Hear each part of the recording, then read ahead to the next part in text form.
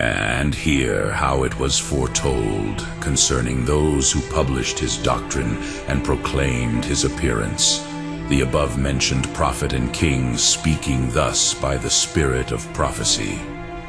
Day unto day uttereth speech, and night unto night showeth knowledge. There is no speech nor language where their voice is not heard. Their voice has gone out into all the earth, and their words to the ends of the world. In the sun hath he set his tabernacle, and he as a bridegroom going out of his chamber shall rejoice as a giant to run his course.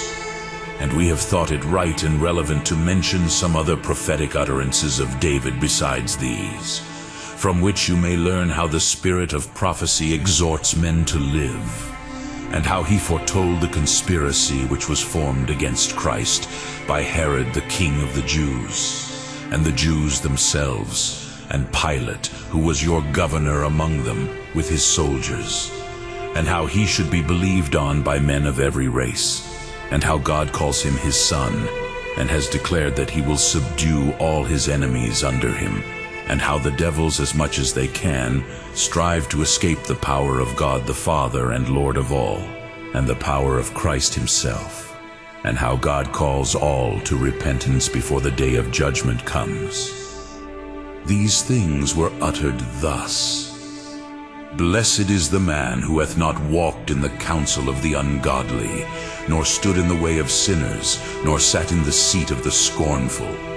But his delight is in the law of the Lord, and in his law will he meditate day and night. And he shall be like a tree planted by the rivers of waters, which shall give his fruit in his season, and his leaf shall not wither, and whatsoever he doeth shall prosper. The ungodly are not so, but are like the chaff which the wind driveth away from the face of the earth. Therefore the ungodly shall not stand in the judgment, nor sinners in the counsel of the righteous.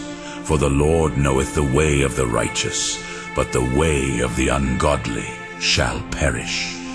Why do the heathen rage, and the people imagine new things? The kings of the earth set themselves, and the rulers take counsel together against the Lord and against his anointed, saying, Let us break their bands asunder, and cast their yoke from us. He that dwelleth in the heavens shall laugh at them, and the Lord shall have them in derision. Then shall he speak to them in his wrath, and vex them in his sore displeasure. Yet have I been set by him a king on Zion his holy hill, declaring the decree of the Lord. The Lord said to me, Thou art my son. This day have I begotten thee. Ask of me, and I shall give thee the heathen for thine inheritance, and the uttermost parts of the earth as thy possession. Thou shalt herd them with a rod of iron, as the vessels of a potter shalt thou dash them in pieces. Be wise now therefore, O ye kings, be instructed all ye judges of the earth. Serve the Lord with fear, and rejoice with trembling. Embrace instruction, lest at any time the Lord be angry, and ye perish from the right way, when his wrath has been suddenly kindled. Blessed are all they that put their trust in him.